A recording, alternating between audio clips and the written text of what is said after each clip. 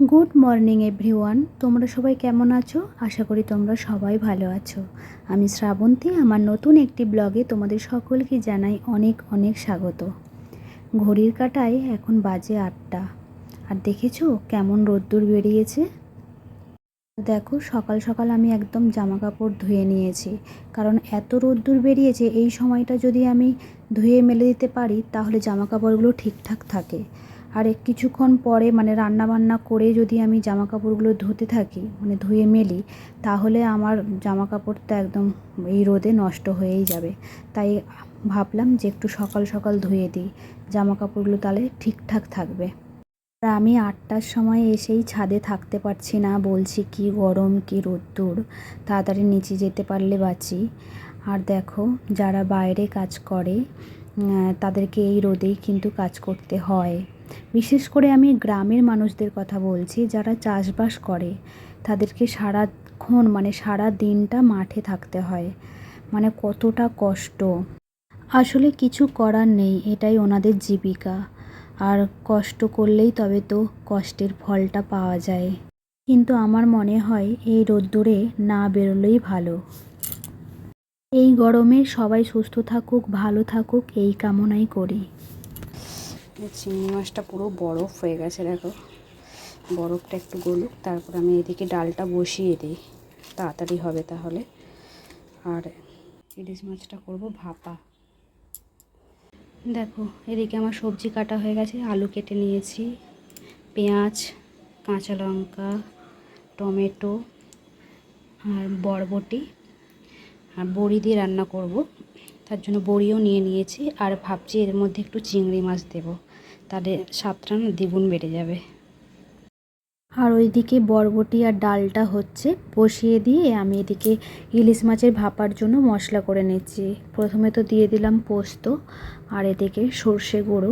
আসলে প্যাকেটটা কেটে রেখেছি তো, ভেতরে বসে গেছে, যেহেতু কৌটোর মধ্যে ঢালা হয়নি। আর দিয়ে দিলাম কাঁচা লঙ্কা। এতে তোমরা কাজু বাদামও দিতে পারো। যেহেতু অল্প মশলা তো, তাই শিলে বাটতেই সুবিধা হয়। বেশি মশলা হলে মিক্সিতে বাটা সুবিধা হয়, আর আমি বেশিরভাগটা শিলেই মশলা করি। ভালোও লাগে মশলা করতে।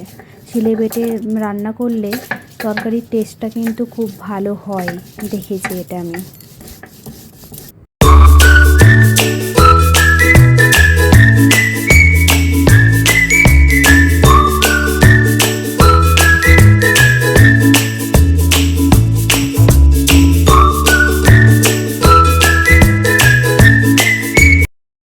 এরপর আমি ইলিশ মাছ ভাপা করার জন্য রেডি করে নিচ্ছি।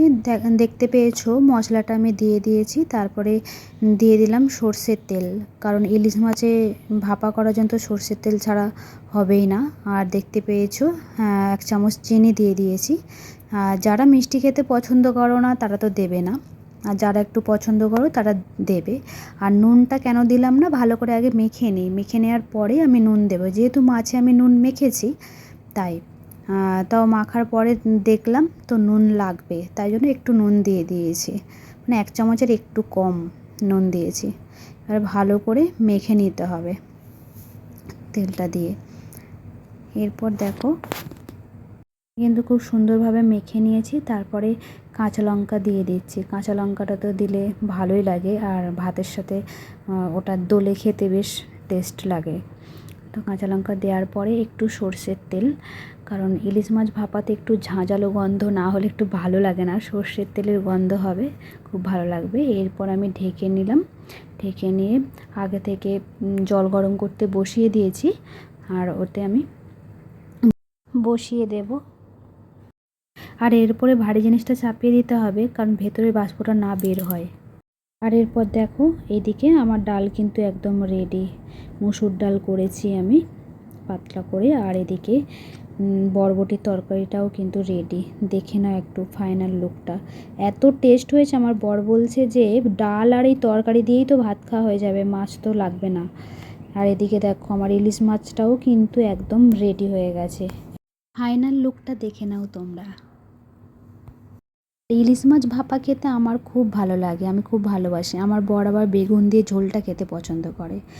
আর এদিকে দেখো আমার রান্না কিন্তু কমপ্লিট, আর সমস্ত কিছু একদম গ্যাস ট্যাস একদম ক্লিন করে নিয়েছি, সুন্দর করে পরিষ্কার করে নিয়েছি। ওইদিকে আমার বরকেও খেতে দিয়ে দিয়েছি। আমার কিন্তু কাজ অনেকটাই এগিয়ে। আর এদিকে দেখো আমার খাবারটাও রেডি করে নিয়েছি, আর আমি মুড়ি খেতে তো খুব ভালোবাসি।